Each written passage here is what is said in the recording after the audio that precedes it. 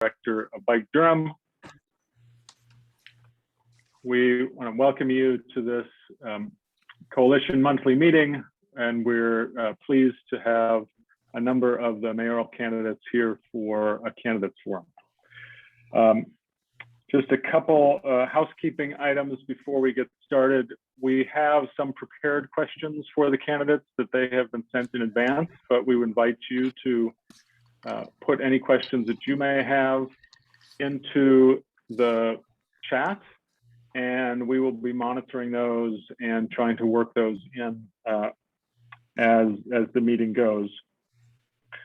I also want to point out that the two of the roles that will be played, so Wib Gully is going to be the moderator of the forum with the questions, and Marcia McNally will be our timekeeper, and we want to make sure that we're moving through and getting to as many of the questions as possible. We're going to start off. So one other thing that I'd like to invite you to do is to say hello to everybody in the chat. Just put your name and an affiliation, if any. And even if you've done that before, remember, as people get added, they don't see chat messages that were sent before they joined.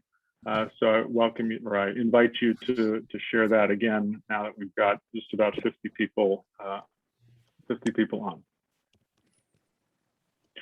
So we're going to start with a few remarks from Phil Lehman, who is a member and former chair of the Durham County Board of Elections. We thought this was a good opportunity to have an overview of some changes to election law that are germane to this cycle, and a good opportunity for our Board of Election to share those with you that you can share with your neighbors. So Phil, if you would take a few moments to share that with us. Thank you. Okay, great. Thank you, John. Pleasure to be here. First, I want to say the election has started. Early voting began last Thursday. We've had 4 days of early voting. Through yesterday, 1,058 people have voted already. That sounds like a lot, but it's about 1/2% of the eligible voters. But people should be aware that we have 5 voting sites. The polling hours are all day long on weekdays and half days on weekends through October 2nd. The sites are all throughout the city, from the north to the south and the east, and they're accessible. So I encourage anybody to vote early. For some reason, in presidential and federal election years, the large majority of Durham citizens vote early, but at municipal elections, just the opposite. The majority vote on election day. It may be that for municipal elections, they're not crowds on election day. Typically, for example, last year in the 2020 election, we had 180,000 people voted in Durham, which is over about 74% of the electorate. By contrast, in 2019, for the Durham city elections, about 36,000 people voted, which represents about 18% of the electorate. So there's a big difference between federal and presidential years and city elections. But still, I recommend everybody who can vote early. It's very easy. And if there are any problems with your registration, they can be fixed up. And you can also register if you need to register for the first time at an early voting site. Voting changes for this year, there are not a whole lot. There were some changes that were implemented in 2020 because of COVID to make it easier to vote in some respects. Some of those changes are no longer in effect. They're only good for that one election. So starting with absentee by mail. Absentee voting is also underway. We started sending out absentee ballots on September 5th, and we review them weekly in our Board of Election meetings. Changes. Last year, only 1 signature was required for an absentee ballot. This year, we're back to the standard 2.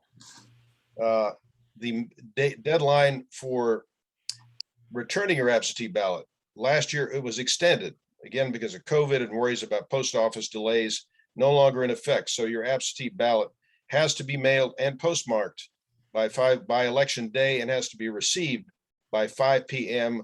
3 days after election day. Is very important to vote if you're going to vote absentee and mail it, to do it in plenty of time. We do get ballots that are mailed and postmarked on election day that we don't receive till like 5 days later. And this year, those will be no good. You can also return your absentee ballot in person. You, the voter, or a close relative can do it to the Board of Elections office or to an early voting site. You can't return it in person to an election day site, but early voting, you can return your absentee ballot. My one word of advice about absentee voting: it's your right to do it, but there are many ways in which you can mess up. So follow the instructions to a T. Silly little things. It sounds like a witness doesn't put his or her signature on there, or it's signed in the wrong place. We are required to spoil those ballots. So be very, very careful. And there was a lot of advocacy last year getting people to vote by absentee by mail. It wasn't particularly helpful, and all the candidate challenges we had in the last election were almost all based on absentee ballots and whether we correctly approved or disapproved. So please, if you're able to vote early or on election day, do that. So that is absentee ballots, a little bit tightened up. The other thing we get asked a lot about, a lot of confusion, is voter ID. As you know, voter ID was approved in North Carolina by a constitutional amendment in 2018 and an implementing law also in 2018. That law has never gone into effect, been enjoined by the courts. As you all probably know, last Friday, a 3-judge state court ruled that the voter ID is racially discriminatory and violated the North Carolina Constitution. That ruling will be appealed, but as of now and for the near future, no voter ID will be required as a condition of voting. But again, there are still 3 lawsuits outstanding on that issue. But as of now, we're good on voting without an ID. Final change: felon voting rights. Under North Carolina law, citizens with felony convictions can vote only if they've completed their probation and parole requirements. These restrictions are also under a court challenge under a ruling last year. Felons who have completed their probation or parole, except for having outstanding fines, they will be allowed to vote. They will not be allowed. They will be allowed to vote despite owing unpaid fines to the state. And more recently, last month, a 3-judge state court ruled that voting rights should be restored to incarcerated persons as soon as they are released from prison. That ruling has been stayed by the Court of Appeals, so it will not apply to the current election. But it is quite possible that in next elections, incarcerated people will be allowed to vote as soon as they are released, and that will be a big change and add a lot of folks to the voting rules. Those are the major changes. And again, voting is going on, so please get out there and encourage your friends and supporters to get to an early voting site. Thanks. Great. Thank you very much, Phil. I noticed that a couple of questions have come in. So again, I encourage you to, if you have questions, add them to the chat, and we'll be reviewing those and trying to work those in, the ones that are different than those that we've prepared and sent to the candidates in advance. Webb, at this point, I'll turn it over to you to moderate the forum. Thank you. All right. Thank you, John. Good day to everybody. It's great to see you. And we are happy to have everyone here, and in particular, happy to have our candidates for mayor of Durham. And one of the things, we've always had these in the past in person. It makes some things easier. But we're glad that you're joining us, even through Zoom. One of the things that I've been trying to do is make sure that we appreciate some of you all RSVP'd ahead of time to us, let us know you're going to be here. Want to make sure I see everybody. So Rebecca Harvard Barnes, I believe I know you're here. Yep. And Javiera Caballero, you're here. And Elaine O'Neill, you are also here. Yes. And Donald Quick, we RCP, but Donald, I don't see you. Are you here? And you can unmute. It's Daryl. Daryl, I I'm don't sorry, see him Daryl. either. I've gone through it. Excuse me. Yep. Daryl, that's trouble with me going by memory. Okay, I'm not hearing Daryl yet, but Ms. Davis, Sabrina Bree Davis, yes, good to see you as well. Thank you. So here's what we want to do. By the way, I think all of us here and all of us in the coalition are very grateful to the candidates for offering yourselves for public service in Durham. And it's part of what makes Durham work and work well. So we're happy you're here. Some ground rules. John's been over them, and we've sent these to you all ahead of time, but just want to make sure that everybody in the audience knows as well. Each candidate will get 2 minutes maximum for an opening statement. Then we'll move into questions. And some of the questions are from members of the coalition sent in advance, and some are from the audience put into the chat today. The questions are from a variety of individuals, and none of them necessarily represent a position of the coalition, but are different individuals, what they thought were key questions and policy items to mention. Each candidate will have up to 2 minutes to respond to each of the questions. You don't have to use all that time, but do that. And then, as I said, I would encourage you to be brief, specific, and focus on the question. I'm going to endeavor to rotate the order of the candidates for the questions so that each of you will have the pleasure of going first or second on the questions. Hope to have as well, maybe towards the end, a lightning round, which would be a series of questions that are yes and no questions to answer, and try to get those out to the candidates ahead of time. So hopefully y'all will be ready just to say yes or no. And that way we can further the purpose of this, which really is to just give you all a chance to introduce yourselves and get information about where you stand on key issues for housing and transit in Durham out to the community. And finally, each candidate will have up to 1 minute for a closing statement. As John's mentioned, Marsha McNally is our timekeeper, and I would ask you to please respect her when she says time's up. We're going to get to as many questions in the chat as we can, but when we have to hear from all 4 or 5 candidates and give them each a chance to respond, it limits the number of questions. So we're just going to do the best we can, but we also we'll try to send questions in the chat that we don't get to out to all the candidates after today's meeting. And if they desire to respond and send us their responses, we'll send that out to everybody on our email list, which is 350, 400 folks. And Becky Winders has already put her email address in the chat. So that's how you can make sure you get our emails if you don't already.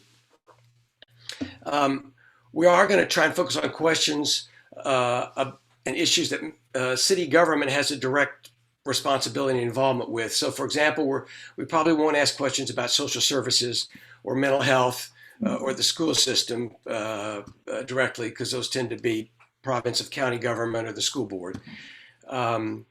So, with that said, and if the candidates are ready, let's dive into these questions.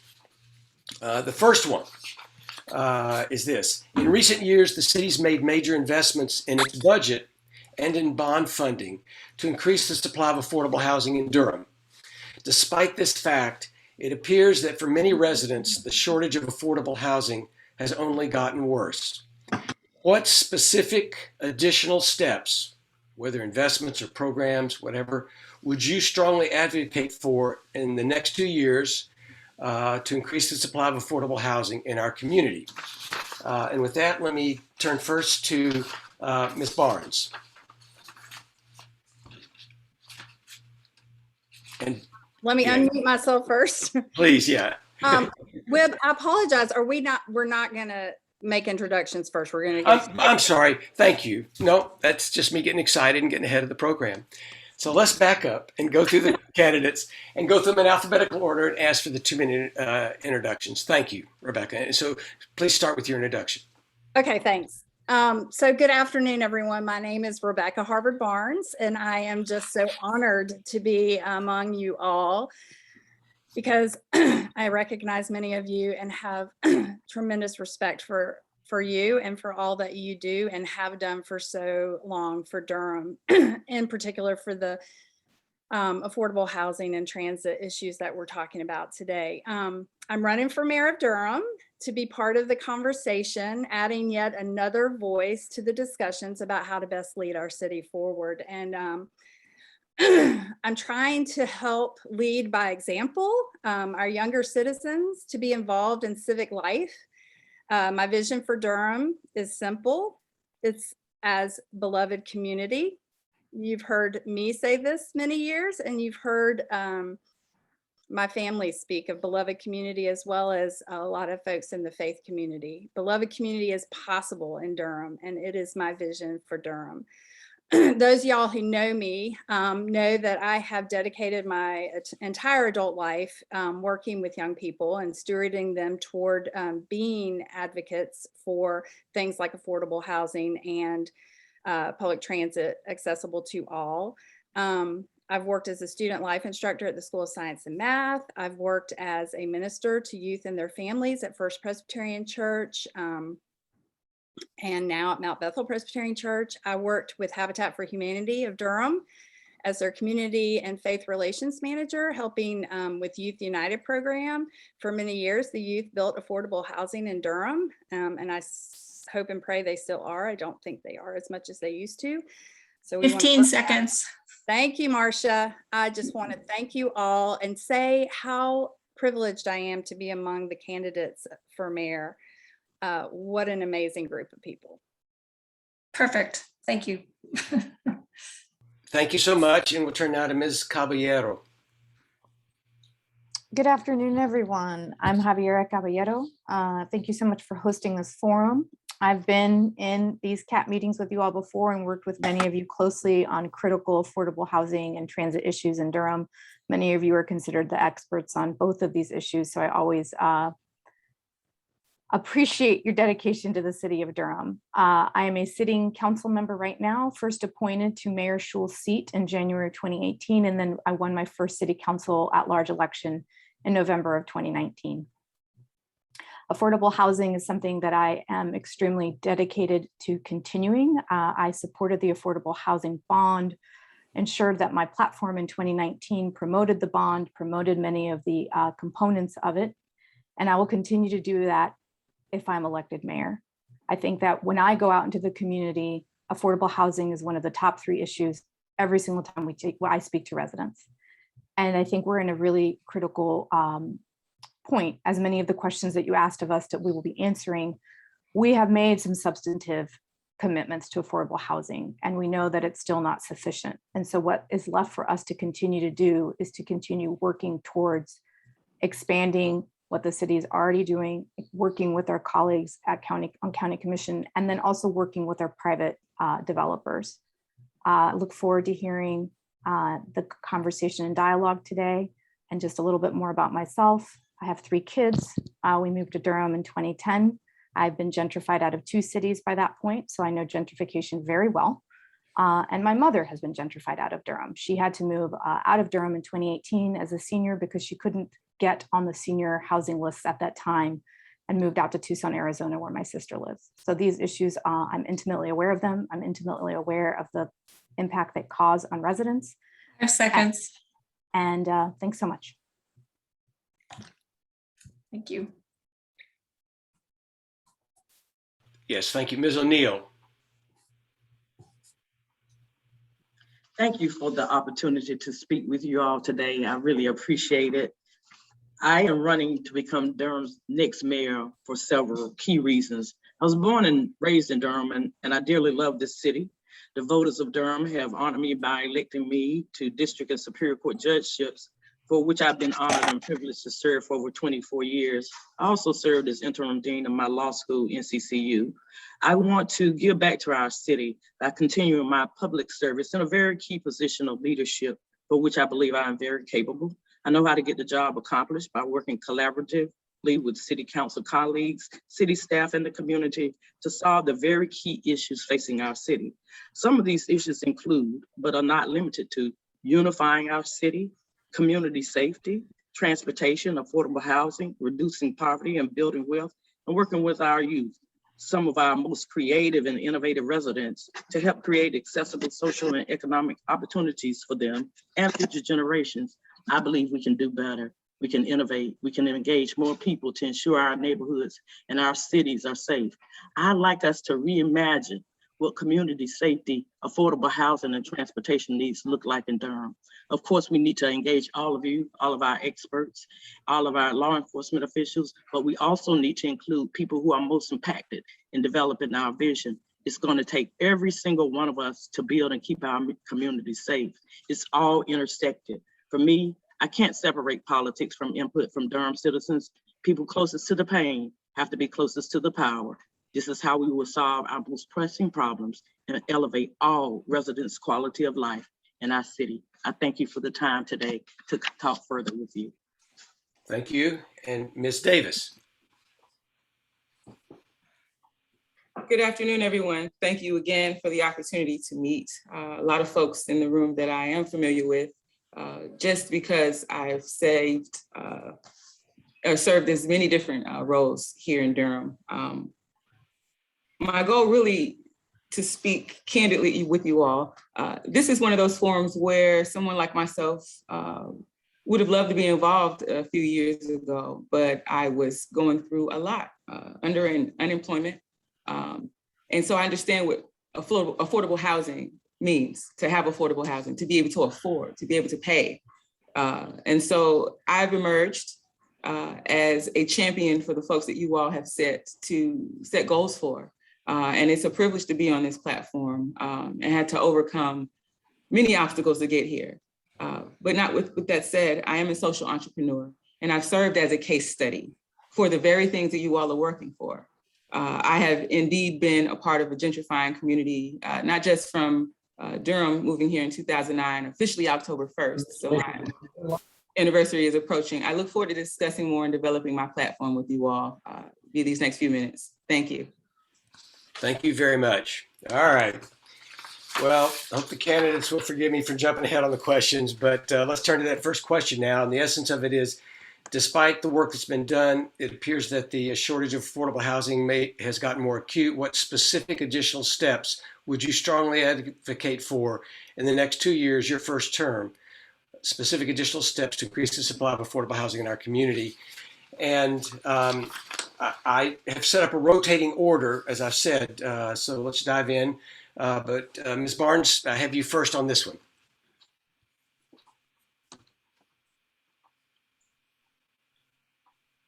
Okay.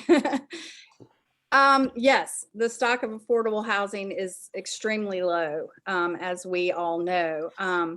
But I also understand that the Affordable Housing Investment Plan is addressing new project builds already, and many of them are in the works, and that the hope is that over 2,000 families will be able to access these dwellings soon. I think part of my emphasis would be to make that sooner. The faster, the better that we can build, the more families that we can serve. I'm extremely concerned with the fact that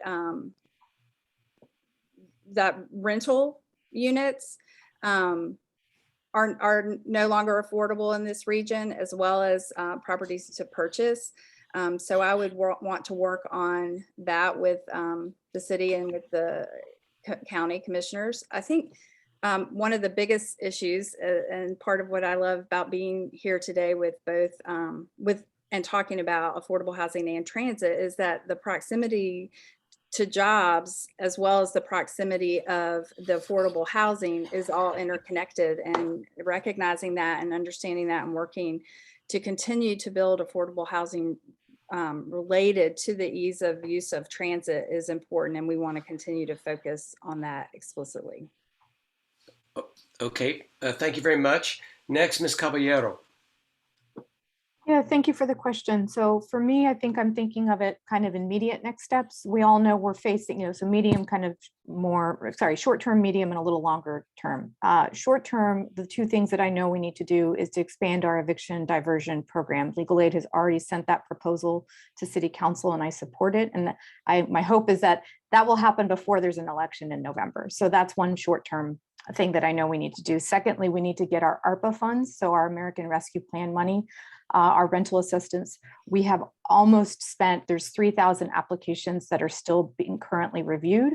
Those applications will completely use up what we have currently with federal rental assistance, but we will get another tranche of money, and we need to get that out into the community quickly. You asked some questions later on around, removing some of the barriers that we know are part of that rental assistance program. So those are the things we need to do in the next, 3 to 6 months. We have to ensure that our affordable housing strategy that was possible because of the bond is implemented effectively. Our plan is only as good as if we implement it in the way that we expect it to be implemented. I trust our staff. I think it's a brilliant plan, but we will have to acknowledge the pain points when they come up and address them. And then finally, I think we need to get really serious about being more flexible around our land use policies and really working with our developer community. I think that there's a very, and I understand that, a real suspicious negative attitude to our developer community. And I think some of those folks warrant being treated in a suspicious manner. And there's other folks who are local builders who are from Durham, who send their kids to our schools. And we need to make sure that those folks can actually build in Durham. And what's happening right now is that our processes have become really burdensome. And so our local smaller builders don't have the capital to sit a project within our 5 own seconds. planning department for up to 2 years. And so we have to work within our own processes as a city or city Thanks. county planning department to fix that. Thank you. Thank you. Yes, Ms. O'Neill. Yes, one of the major things that I've heard about going around the community is that the housing arena itself is hard to navigate the systems. So that's the first thing. And we must work to maintain people in their homes, make sure housing is safe and decent. We also know that the city can act in multiple ways. One of the ways is to find more ways to hold developers accountable for creating good, affordable housing by making greater use where possible of its zoning power and density requirements. The mayor may use a bullet pulpit as pressure. We also must find a way to center public housing residents' voices in conversations with the DHA board to provide oversight on using funds from the housing bond for repairs to existing units. Number 3, we can expand and fund our city's eviction diversion program. Number 4, we can support universal rights to legal counsel in eviction matters. Number 5, we must support tenant organizations in an effort to keep rent affordable and have repairs done in a timely manner, and also to make sure that when repairs are done, the rents are not raised. I also would like to talk about starting a public co-op education programs for tenants to convene and support a collective group of lawyers dedicating time to provide guidance and to develop those co-ops. Number 6, we can expand efforts to keep property taxes from going even further out of hand. We also need to begin to collect some data. We cannot fix what we have not measured. Who's being displaced, and who is building. Also, we need to expand the long-term housing grant program citywide and ban the box around housing. Those are just some of the things that I think that we can do in the next couple of years. And we also need to support our neighborhood organizations such as Walltown and Bragtown. They give us pretty good examples. 5 seconds. Of work together. Thank you all. All right, thank you. And now Ms. Davis. I like everyone's idea. I hope we can move forward as swiftly as possible. But one of the things that I've been researching and got really excited about was what the folks in Austin, Texas are doing. And the program is called the Right to Stay, Right to Return. And what it does is offer working families the opportunity to, if they're in gentrified neighborhoods, the opportunity to find permanently affordable housing.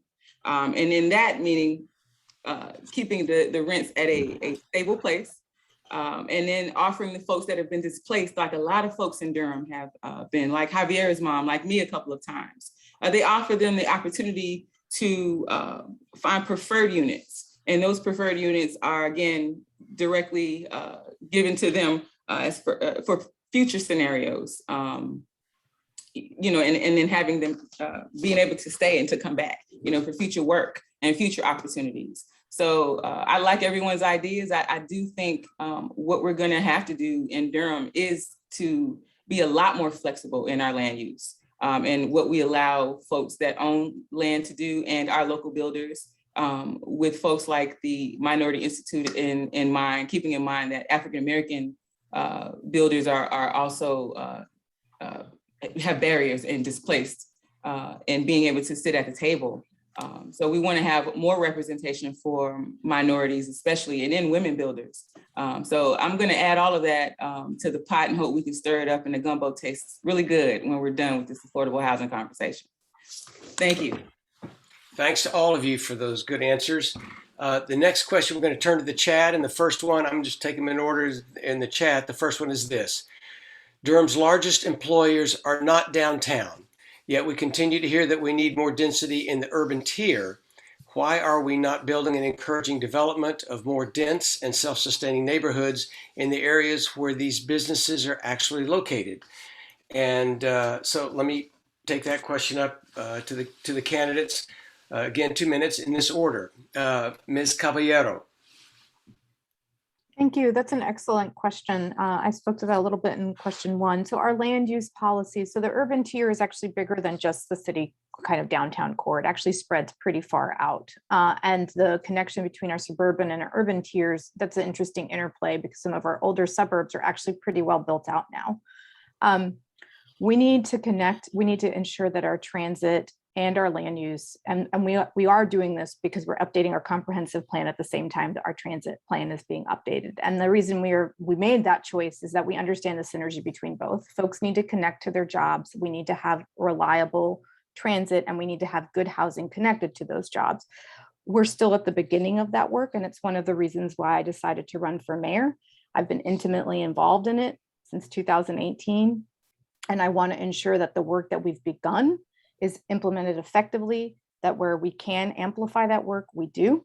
And one of the, again, with our land use policies, I don't think folks realize how constrained, in most areas of Durham, the only thing you can really build by right, meaning that you just go through the process set out by our UDO, the rules around how we can build our single family homes.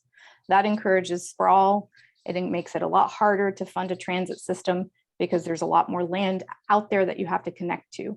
And so when we talk about updating our land use policies, it's to ensure that we can build more types of units throughout Durham, and then, including parts of the county, which we don't have jurisdiction over as city council. Those are the things that I think will help us. I think that we have to figure out, one of the things that I've seen on council with some of our zoning cases is more housing out near RTP. 10 seconds. And that has been helpful because we know that's where a lot of jobs are. I do want to remind folks that Google will be downtown. So there will be a lot of jobs and a lot of changes to that area as well. Okay. All right, thank you. And now Ms. O'Neill. Trying to unmute myself. Transportation is key when we talk about building out in the county area. One of the things that I am suggesting that we have an immediate need for is to seek public-private partnerships to supplement our transit options. And I'm thinking about a gap system, basically where we can engage our community service organizations, such as our religious organizations, to provide transportation back and forth to these, to where folk will want to live in the county, and to jobs. I do think that we can create our own Lyft and Uber. A lot of our young people will have the ability to have cars, and a lot of folk that I know are using Uber and Lyft to get to different places all across the city. I saw a video the other day from a young mother who was having to Uber her kids to school as the bus would pass by and not pick them up. So I do think that there is an urgency to create a gap system that will utilize a public partnership and private partnership. And so I think that will allow us, as we focus on the bigger issues that would involve the state and federal governments, to build out that system, that there is an urgency now that we can feel within our own community. If you build it, they will come if they can get there. Okay, thank you so much. Ms. Davis? I come from a pretty metro place. It's South Florida. And what I noticed a lot of times would happen, the barriers to getting around South Florida ended up taking, again, painstaking journeys for moms and kids to go to school and elders to get to just the grocery store or their medical appointments. One of the solutions I saw that worked really well was our trolley and our jitneys. There were transportation hubs located at grocery stores or medical shopping centers, and I say specifically a place like the Village, where the system runs through a town, part of the town where a lot of folks can utilize just, breaking out from a metro area. But from what I do, I understand the issues with affordability. Creating a Uber and a Lyft system as a mom who's taken that is very expensive. It's probably hundreds of dollars a week or a month if you use those systems, but it would have to be something that we did internally and using our resources with our public mass transit using Go Durham specifically to helm those trolleys and those jitneys to those community points. Again, Food World across from the Lofts of Southside. There are a lot of elders that live in that community and a lot of single families that live there that would benefit just from the start of something like that. And I think, that's in general, what I think we would be able to do is create more opportunities in expanding these transit hubs around Durham. Okay, great, thank you. Yeah, thank you. Yes, ma'am. And then Ms. Barnes. Darn it. So yes, building outside of city center and in places where jobs are more easily accessible is all contingent on transit. But what I propose are some potentially more creative uses for transit. And I bring to you some thoughts from youth that I have talked with in Durham about their needs as far as getting to jobs that they are able to get, which are the low-paying, low-wage jobs.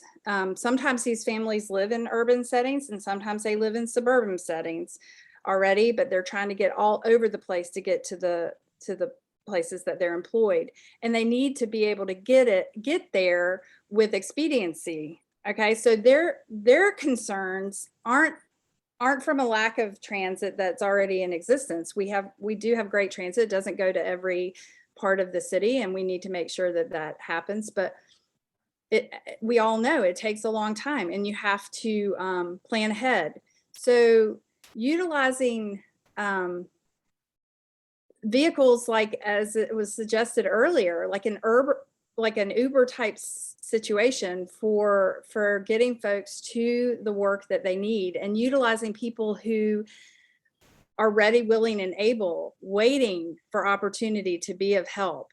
I have sort of already begun like a grassroots version of that kind of Uber work, where people go and pick up folks and take them to work. It works, and people are willing to make it work. So that's just one idea that I have that I would throw out. And I know that there are resources for it. I know that we want to build a light transit system, and I think that that's imperative too. That would 5 seconds bring us, up to modern day, as the young people would say. All right, thank you for that. And thank you to all the candidates, and we're making good progress here. The next question is this. The county, the Regional Transportation Planning Group, DCHC, and Go Triangle are together updating the Durham Transit Plan to direct how we will invest our transit dollars over the next 20 years. It's about $1 billion in the next 20 years. What specific priorities for the investment of the Durham transit taxes would you advocate for with the city's representatives on the Go Triangle Board, with the regional planning boards, as well as with the Board of County Commissioners? What specific priorities would you advocate for? And for this question, let's start with Ms. O'Neill. Well, as I mentioned earlier, I really believe in the urgency of now that we have these companies coming in, and I harken back to what happened during the civil rights movement with the Montgomery bus boycotts, where Blacks basically created a transportation system outside of the public transportation system. And I think that we can use those same types of things. As I was growing up in Durham, there were a lot of folk who owned cabs. You know, that was how they made their living. And what I am suggesting is that we don't have to invent the wheel. We can recreate some of these things that will provide job opportunities. So the GAP system, as I am calling it, is basically, and I've talked to churches about this, they can't bear the expense alone of it, but they are willing to use their vehicles, which pretty much sit other than on Sundays and Bible study nights, so for their churches to move people in those arteries where we don't have a lot of transportation to enhance those. We can also create, I believe, our own Uber system. We have watched it grow nationally. A lot of people use it. I think that's a great opportunity to provide part-time jobs, and they have specific routes that they go in, and you create a co-op model for that. I also think that we also need to just make sure that what we have in place now is standardized. For instance, on Moorhead Avenue, where my family home is, you have one side of the street that has a covered shelter up one block up. There's no covering at all. And on the opposite side, there's just a little bench. So we need to make sure that all of our bus shelters look the same. They're safe sidewalks and that they're covered. So, and I also want to make sure that they're all ADA compliant. Thank you. Thank you so much. Ms. Davis. Thank you again. We have a lot of funds that are being mismanaged in some of these bonds and bills that come by. And I think the urgency in having the funds made available is one of the things that we have to push for.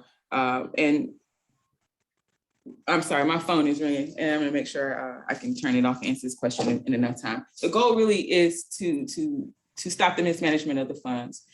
We have to create safer roads, safer sidewalks, and safer communities for our Durham residents. Using those funds for railing, protective bike lanes, in addition to bus shelters with Wi-Fi perhaps availability, in addition to being on the bus. I've sat, in several different seats as a person that, has used bikes and walked and drove my car. And, I think this is one of those cities where all things and all hands on deck would really be useful to us, and using those funds directly to strengthening and expanding our routes and trails and safety of our roads and the safety of our bus shelters and the opportunities for trolleys and jitneys. That's what those funds should be used for. And they should be allocated specifically with those folks with barriers and vulnerabilities in mind. And I'll just leave it at that. And thank you. All right, thank you, Ms. Davis. Ms. Barnes. I would like to see that there be a greater number of bus routes that we have accessible to everyone. I'd love to see a growth in that regard. I want to see more hours of the bus running. Again, keeping in mind kind of a younger population, and that is one of the things I've heard. They say that they could use the transit infrastructure that we talked a little bit about, the bus stops, the park and ride lots, places like that. The bus stops, Elaine, you have one in front of your house, one that's covered and one that has a bench. You should consider yourself lucky, because right in front of my house, the bus stop is in the dead of summer in the heat, and there's nothing to cover it, and there's nowhere to sit, and it is horrible. And I have stood there and sweated, and it's uninviting, and it means that people aren't going to be using the bus. So I would want to look at the infrastructure there and make as many bus stops amenable to everyone. I really would want to pay attention to the bicycle and pedestrian infrastructure too, and get as many people on bikes and out walking as possible. That I think would play a part into the environmental piece of what it is that I'm looking to push forward. And then of course, the commuter rail transit. And then kind of backing up a little bit to what I spoke about before, where we do kind of a grassroots or Uber kind of thing. Ms. O'Neill was talking about that as well, as far as expediting people to be where they need to be. Okay, thank you so much. Liv, Yeah, please. Can I Well, say one more thing? I am so sorry, everyone, but I have to go. I have to get back to one of my 2 jobs besides running for mayor. And so I need to leave. And I just want to thank you all again for having me here today and for all of the work that you are all doing. So thank you. And I apologize. we understand. We appreciate having you with us. Thank you, Ms. Barnes. Thanks. All right. And then on this question of specific priorities for the investment, Ms. Caballero. Thank you for that question. So this is something that I was given the privilege of sitting as the alternate to the MPO, the Metropolitan Planning Organization, about a year ago, and that has very much deepened my knowledge around transit. The things that we have already advocated for, and I will continue to advocate, are better, more substantive routes, better frequency, better bus stops, better connection to transit. And then something that I'm personally very interested in doing is expanding our connection to schools, specifically our high schools. These are things that I think we're already doing as council members. Mayor Schul has done this extensively himself. We know what we need. We know that our bus system is something that our often lowest income residents use. These are often households that have no car. So a excellent bus system is what they deserve. And we need to ensure that our county transit plan is meeting those needs. And as a member of the MPO, I will continue to fight for that. And I think that every single council member believes that we need more equity around that issue because we know who's using our buses now. We have made some really important improvements, but it is not enough. And I trust our commissioner colleagues to ensure that our updated transit plan really meets that need. And then just really specifically, when I think about connectivity to schools, we consistently hear how DPS doesn't have enough bus drivers. They don't have enough infrastructure to move all of our students around. We know we have very young students getting on buses at 6 a.m. in the morning, having odd schedules because they don't have enough buses. And so one of the things that I've always been interested in pursuing and learning more around is how do we just get our high school students to use our city buses and not rely on DPS, because I think they're at the age that they shouldn't have to take a bus to get a school bus. And so really developing that and the connectivity to those schools is something that I am personally extremely invested in. All right, thank you. I'll turn to the next question in the chat in the order that they're in there. But first, let me just say thank you to a number of you who helped me be sensitive to the fact I was making some noise shuffling papers and otherwise, and I'm trying to do better about being on mute. But thank you all for that feedback. The next question in the chat is Vic Moore. I would like to hear what the candidates for mayor's position is on the redevelopment of Northgate Mall. And for that, I want to start with Ms. Davis. I'm championing the fact that it will be turned into some affordable housing, and it will likely serve as a hub, like we've been, speaking about, being that place and point where Durham can reconstruct for the future, making decisions now with Northgate in mind for all of the folks that have moved here in the last few years and who are planning to move here. I'm an advocate for making it one of those places that has access to affordable housing, jobs with $15 or more an hour wages, and creating that utopian feel that we know that area is capable of having for Durham. So I actually look forward to that. Restaurants, and I see a lot of different things being developed in and around Durham that Northgate Mall in that specific area would benefit from, and it would increase our local economy to have that public-private partnership in the development of that area. So I look forward to seeing what Northgate turns into, and as the mayor would be integral in making sure that our most vulnerable residents and folks that have in the past counted on Northgate to be an expansive and amplifying place. We get that again. So let's revisit that in a few years and see where that is. And thank you. All right, thank you. Ms. O'Neill. I've spent a lot of time at Northgate Mall when it was the Northgate Mall, from working at Measurement Inc., which was down in the basement and is now moved downtown Durham, to shopping at Sears and all of the stores that I knew exactly where they were placed, Belks, Macy's, so many, and the movie theaters. So including watching the expansion of it when we had, where we have, the music store was over there.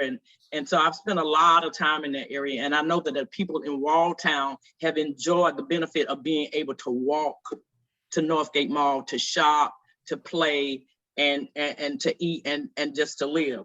Now, I've talked on many occasions with Brandon Williams and other Walltown residents, and they've really felt like that they've kind of been left behind in the development of Northgate Mall, and that their voices were really not heard in a manner in which they felt that they were being, that they really wanted to have that type of development again. My understanding is that the developers may not have been listening in a lot of ways to those residents.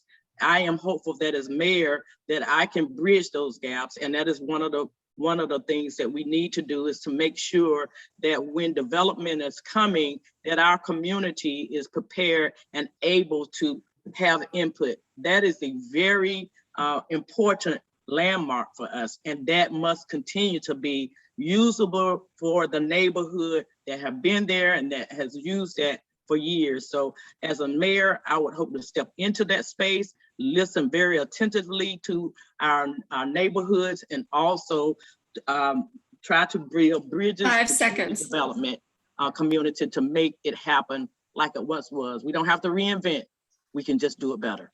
Thank you so much. Ms. Caballero. Thank you. I know many folks in this Zoom are intimately aware and did a lot of work with the Walltown community and other neighborhoods to try and get better development to bear in that area. And it is unfortunate that the developer up to this point has refused to really listen to community needs. I think it is, there has been, Mayor Schul is not someone who gets very testy, and I will say that there was a pretty interesting exchange of email that did make it out into the press, so folks did see that. I believe that the developers purposely, we know that they're going to need some height requirements at some point, some accommodations from the city, and they've purposely structured their development to have to avoid doing that right now. And I think they're hedging their bets to when there's a council and a mayor that aren't going to hold them more accountable, and that is unfortunate. What we can do for the Walltown community right now is extend the city's longtime home owner grant program. We know that there's going to be a gap from what we have currently, which only serves a few neighborhoods, to what the county is proposing. And I know there's questions around the county's program that were asked of us that we will hopefully get to. But I think that that's one thing we can do as a city, is extend that to Walltown in that 1-year gap, because we know that the city made some crucial investments in that neighborhood. So that's one thing that I think council, and I support that now as a council member, we can do to help the Walltown community. I will continue to lean in when I can, where possible, with the developer. And I think there is an opportunity for them to enter into a development agreement with the city, which could really get us the community benefits that folks are asking for, and it would still get them what they want. And I think that it, again, just to me, we need our private partners to really take into account what community is asking. And I think that there's a way that we can move that forward. Unfortunately, 5 seconds. as it currently stands, the Northgate developers are not amenable to that. Thank you. Quick notes is that as we approach 1 o'clock, normally our meetings end at 1, but we are so happy to have these candidates with us, and to try and get a number of questions before then, we're going to extend till 1:15, 1:20, somewhere in there. And we also have one update that we think is important on behalf of the coalition when this is over. So I just want to make everyone who's with us aware that we're going to go a little bit past 1 o'clock. Then the next question is this. to the candidates. And with Ms. Barnes not here, I was going to go Ms. Caballero and then Ms. O'Neill and then Ms. Davis, just to let you know. But the question is, in 2011, I'm sure you all are well aware of this, Durham voters approved a half-cent sales tax to fund transit, to improve both local bus service and to build 2 new rail lines to help connect us regionally. Since that time, significant new investments in bus service have been made, but the proposed rail line to Chapel Hill was stopped. For the new Durham transit plan that is now being developed, looking out for the next 20 years and looking at Durham's available revenues, about half of the $1 billion, about $500 million, are already planned for additional bus service. All 3 options presented for the remaining half of those funds show that half or more of them are also going to additional bus service. So the question is this: do you support allocating some of those remaining funds for a regional rail line to Raleigh, or would you choose to devote all of the funds to additional bus service? So that's the question. And Ms. Caballero. No, I believe, and I've said this pretty consistently, I think we need an excellent local system, so an excellent bus system, and we need an excellent regional transit system. And we are not going to meet our transit needs if we do not do both. I think commuter rail is one of the options. I know the scenarios also did bus rapid transit as some options in some key corridors. And so I think it's going to end up being kind of a menu of what gets us there. But I don't think we cannot, our transit needs don't stop at the county line at Durham. We know that folks need access to jobs in Raleigh. We know that they need access to jobs in Orange County and vice versa. And so we don't think about this regionally, and it actually also applies to housing. We have to think about these things in a broader way than just what are we doing in Durham County. And I've worked diligently to build good relationships, especially with partners in Orange County, to really push through what does this look like regionally? How do we meet the needs when we think of everything, and I think eventually it's just going to be the I-40 corridor all the way to Guilford County, all the way down to Garden, because that's where a huge section of the population of North Carolina lives. And if we're going to take climate change seriously and we're going to address our population growth in a reasonable way, we can't just think about Durham on its own. Thank you so much, Ms. O'Neill. I think that we have to do both. We have to do both. And just from my personal experience, I used to have to hold court in Raleigh for 6-month stints every about 18 months. So that was a trek back and forth. And the last place you wanted to be was on 40. So I never took 40 because you would get stuck in the traffic. Then I would take 70 in, and it started during the last couple of years. That was becoming even more problematic. So the thought of being able to have been able to get on a train and ride from Raleigh to from Durham to Raleigh, that gave me extra time. That would have given me extra time to prep for my day, which was going to be a very hard day. Now, when I got to court, you would see Durham lawyers. You would also see Durham residents all over that courthouse. So you picture that county-wide. So you would take a lot of people off of the highways by providing that. And you would also see Durhamites who worked in Raleigh as well, and who I know would enjoy the benefit of that. So it would open jobs, possibilities of jobs. And for those who are working like myself, who were commuting back and forth, definitely the thought of being able to not drive is a wonderful thought. So I think that we don't have to pick. I think that we can do both, and we must do both. All right, thank you. And Ms. Davis. I absolutely agree. I come from a city, South Florida. We had the Metro Rail. And as a kid, as a little girl, I would ride often with my mom from Broward to Miami, and then back from Miami to West Palm Beach. And you saw a variety of folks, coming in and out of work and school between the Miami-Dade, West Palm Beach, and Broward County line. So I could see that. I've always envisioned Raleigh, Chapel Hill, and Durham, similar to the way I see my hometown, my home state in South Florida. It's a booming place, and it needs more options. This place needs more options for reliable transportation. So utilizing those funds to scale up, absolutely, we need to scale up. We have a growth rate of over 280,000 people. So we need to be thinking like the Jetsons a little bit further along than we are currently. And with our budgets being held up for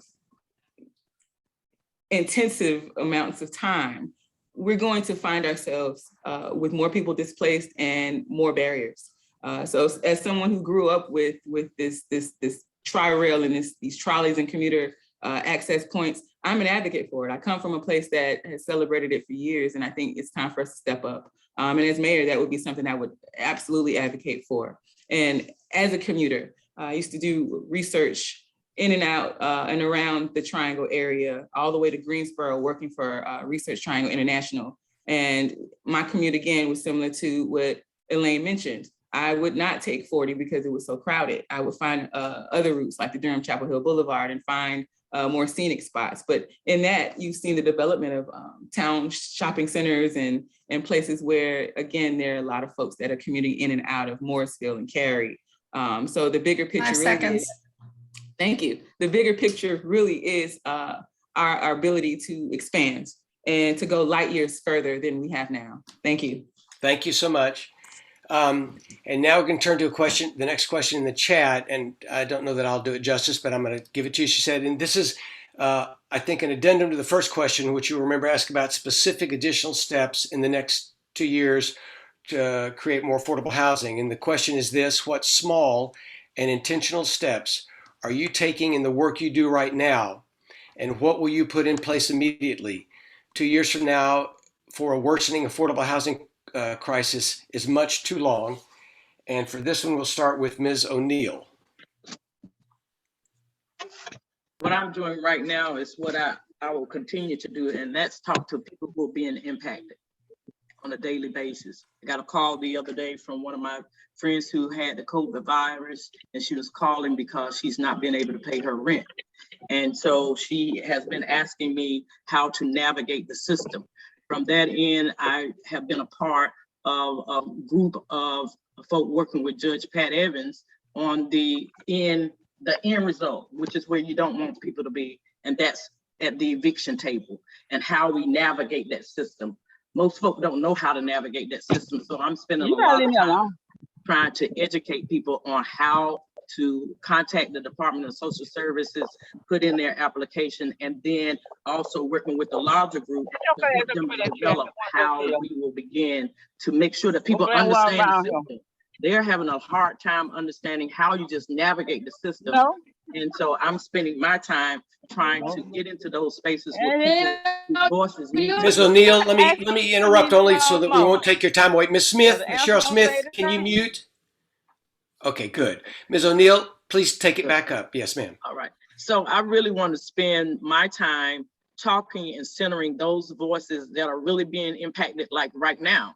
So I'm having those conversations, and I'm also trying to work within the systems and learn those systems so that I can be better prepared. I've also put myself in housing school with a number of experts in this area. It's a very large area, and I'm not an expert in that area. That's not my area of expertise, and I will admit to that. So I'm spending a lot of time learning from people who are experts, talking to the Stella Adams, trying to talk to some of the folk who are on this call, just to get my hands around this very large issue. And then I want to go in and be able to help those who are already trying to navigate it.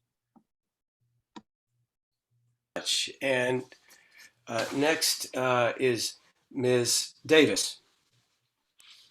As someone who has, again, used herself as a case study, whether I wanted to or not, to overcome the obstacles of affordable housing, I have navigated this system, and I have met the lawyers, the judges, the landlords. I've had uninhabitable properties that I've been forced to rent and try to live in. And it's a shame in Durham. And that's why I'm here. I'm sitting on this panel right now, because I know that some of this stuff does not work. These systems are hard to navigate for just average folks. The eviction diversion program actually let me down.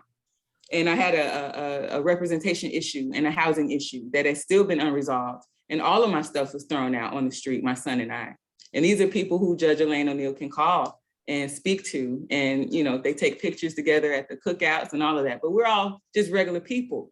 That's why I'm sitting here, is because I can't call on these folks. I couldn't take a housing class, or I couldn't call on my friend Jillian Johnson, who was Mayor Pro Temp, to assist us, who I know has opportunities on her property and had actually worked, on this housing bond and worked in these areas. So I'm looking at the social services let down. I'm standing here for those folks that are calling, Judge O'Neill now. They're calling me too. And they want someone who can fight for them, who can fight to advocate for them, and far past these systems that are clogged with people who are working, far past their resources to assist things that should already have solutions to, endowments that should already be there, community funds that should already be there to assist with affordable housing issues and or eviction diversion services. And just so that I make sure that I'm making sure I'm representing folks at the level of this platform. We can do better, we can do more. And with me as a mayor and as someone who has the experience and the expertise, and like I said, using yourself as a case study, I'd appreciate the opportunity in leading these efforts. Thank you so much, Ms. Davis. Ms. Caballero. Yeah, so I spoke to this a little bit in the first question. The two things that we need to do immediately is to expand eviction diversion. I know that legal aid is very interested in having attorneys at the courthouse present because we understand that that is an extremely important community need in this moment. And then we need to ensure that our rental assistance program is functioning at the highest level possible. I know there's lots of residents who've been frustrated with the process. Ours here is operating in a better way than it is nationally, meaning we're getting the money out the door faster, but it's not good enough. I have worked very closely with city staff from the beginning, ensuring that the reason that there's 5 nonprofits who are being used as like application navigators is because I realized, and I'd heard from many, many folks, especially within our immigrant communities, that they really needed a lot of support to even put an application forward because of cultural barriers or language barriers. And so those things that we've already started need to be done better. And I make that commitment whether I remain on council or whether I'm elected mayor. Thank you very much. Now, we're going to turn to the lightning round candidates, and I know you're excited waiting for this, but I have 5 questions I want to ask you that hopefully we think will lend themselves to a yes/no answer. And it's an effort to try and just get a sense of where you are on these things, and we tried to send them to you several days ahead of time so you'd have a chance to think about it. Of course, you can always say, I guess, I don't know, or I don't have a position at this time if you want. All right. And I guess I'm just going to go in alphabetical order if you all will bear with me. So first of these questions is, the city and the county are working together to create a new long-time low-income homeowners program, grant program, that will help them deal with the surging property tax costs that so many of them face and try and help keep our long-time low-income homeowners in their homes. The question here is, would you favor increasing the income eligibility limit for those who could participate? Right now, it's just up to 30%. Would you favor increasing that up to 60% income so that more long-term homeowners could get the benefit of the program? Ms. Caballero. Yes. Okay, Ms. Davis. Ms. Davis? She put her thumbs up. Oh, thumbs up. Okay, I'll take that. Yes, I have my 7-year-old in here gaming, so yes, absolutely. Okay, that's good. That works. Ms. O'Neill. Yes. All right, thank you so much. Next question, should this new program, right now, the maximum amount it can help a low-income homeowner, $750. Folks have advocated within the coalition, within the Durham Committee, within a number of other community organizations and individuals active, we ought to increase that to $1,000. We right now have this federal money coming in from the rescue funds, and it allows us to have a large amount of one-time money to deal with COVID.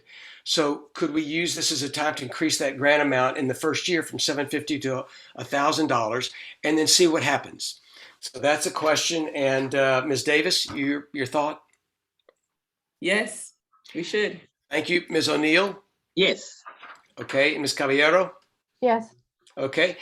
Next question is, and some of the candidates talked about the Emergency Rental Assistance Program, which is funds coming from the federal government, and they've come to Durham in part to the city, in part to the county, and in part to the state, which can then redistribute them to cities and counties.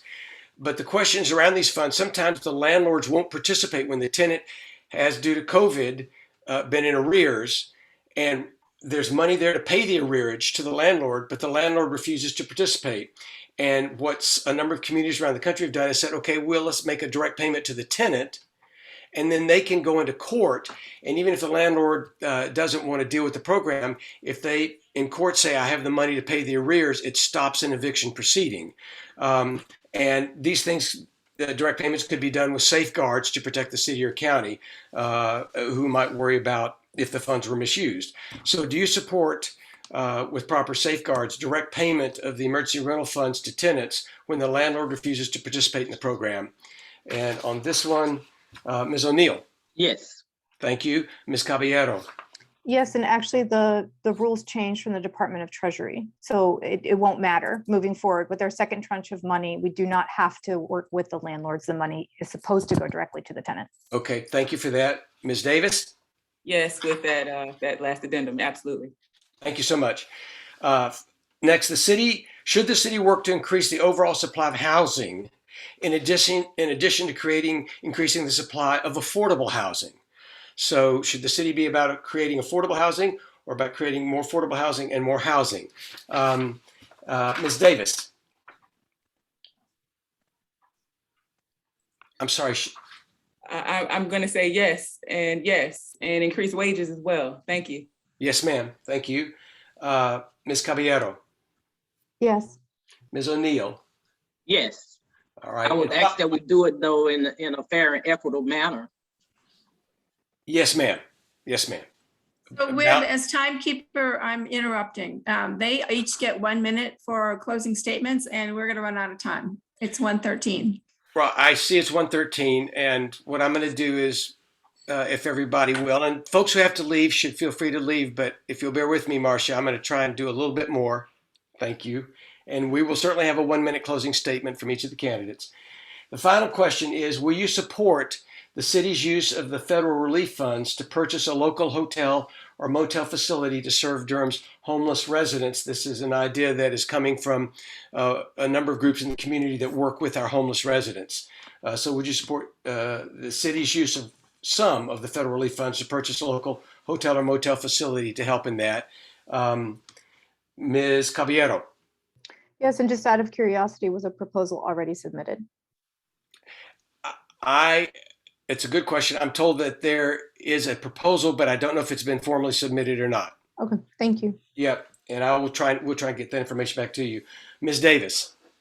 I said absolutely, in a long time coming, as someone who's had to rely on hotels in the past for housing. Should have been done. Thank you so much. And Ms. O'Neill.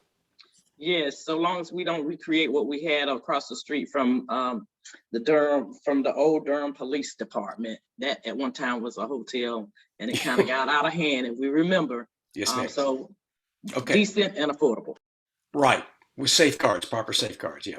So this last yes or no question is this, and it's not one that you were sent ahead of time, and so feel free to indicate that in your answer, or if you want to hold back, but it says, would you be willing to announce a goal or expectation for all new housing development in Durham, larger than say 10 to 20 units, that if it's larger than that, it would include a percentage, say 10 or 15% of housing that would be affordable in that new development. So if you have a new housing development larger than say 10 or 20 units, the city would have a goal and expectation that some percentage, 10 to 15%, would be affordable at 60% of AMI if it's rental, or at 80% of AMI if it was for sale. So that's the question. Ms. O'Neill. Yes. Thank you. Ms. Davis. Absolutely. As I mentioned in my opening statement, the right to stay and the right to return policies are ones that I would champion. All right. Thank you. And Ms. Caballero. That sounds an awful like inclusionary zoning, which we're specifically not allowed to do due to state preemption. Right. So I think that's true. I think what we can do is work to incentivize that, and we are starting to see some developers commit that voluntarily, but we cannot make that a requirement. That's true. I think the question was then asking, would you be willing to announce a goal or expectation? Yes, and we already are very much doing that. Yeah. Okay. Thank you. All of that said, we'll turn now to the candidates' closing statements, and we will start in reverse alphabetical order this time, and that would be Ms. O'Neill. Yes, ma'am. I would like to thank you all for the opportunity to have this great discussion today, and I look forward to serving you as mayor of Durham, North Carolina. My ideal vision for Durham is a city that is unified and equitable for all. It will be a Durham that is safe for all and have opportunities for each individual to dream and achieve whatever life goals they have. In order for them to do that, where they lay their heads at night is the most important process. And then when they get up to go and start their day, how they're going to get there. And I think in Durham, we can make that happen. We have everything we need in this town. We have the brains to do it, and looks like we're going to have some money to do it. So I invite you to envision a Durham where we are united, not divided, and we are neighbors who care for each other. Thank you for the opportunity today. Thank you, Ms. O'Neill. Ms. Davis. Excellent. Excellent. Thank you again for this opportunity again to join the platform. I wouldn't have imagined myself here 2.5, 3 years ago. And here we are achieving. I believe Durham deserves better. It deserves someone who has had these experiences, not just the tragedies, but the triumphs and the opportunity that this would lead to creating better opportunities for folks that have not gone unheard. And as I see in the chat with Ms. Angel Dozier speaking specifically to increasing wages and making sure that things are equitable. These are her terminologies. She's worked very, very hard over the last few years to make sure that there's a platform for folks like myself to elevate on. So these aren't just glib answers. These are real people. And I believe we will move in that right direction by electing me mayor. I have, again, the expertise, the energy, and again, can keep the finger of the pulse of innovation in the future in mind. Thumbs up. Thank you again. No, thank you. But thank you so much again for the platform, y'all. Bless. Thank you, Ms. Davis. We appreciate that. And then Ms. Caballero. Thank you. Thank you again for the opportunity to join y'all. Always appreciate the cat. So I'm running, and the reason I'm running is because I want to continue the hard work that City Council has done over the last few years in Durham. We put Durham on the map as a progressive beacon, not only in the South, but across the United States. And we did that in the midst of a Trump presidency and under a hostile General Assembly. We've accomplished a lot, and I want to continue that opportunity to keep the momentum going. I have a almost 4-year track record of pushing forward bold progressive policy. And I know that as mayor, I can continue that work and do the important work of being a community convener. I would also be making history for the 3rd time if elected mayor by being the first Latina or Latino mayor, not only for Durham, also for North Carolina and for the whole Southeast outside of Florida. Thank you again for letting me join you all today. All right. Well, we can't express enough our gratitude to each of you all for being with us. And for the fact that you're devoting such time and caring and passion and thought to helping Durham meet its challenges and become even better. So thanks to each of the candidates again. We're so grateful. And I would say to the audience, clearly we've not gotten to all of the questions and probably a majority of them. But again, what we'll try and do with our technical experts' help is save the chat, go back through there and pull out questions and then send them to each of the candidates. And the candidates, as you have time and the chance to respond, please do, because we will send that out to the folks on our email list. That said, we have one short update, but it's an important one about this long-time homeowners tax assistance program that Jim Savara will give us. And Jim, if you're here, I know you had to deal with family medical appointment, but I don't know if you're here with us. Are you? And I'm not hearing him. So we will get that information out to you by email and writing so that everybody will have that. It's a very important time for development of this program, and both at the city level and at the county level. And so we'll be back in touch. The last thing I'd like to do is touch on the fact of future meetings of the coalition. Everyone's invited. This is a completely volunteer organization.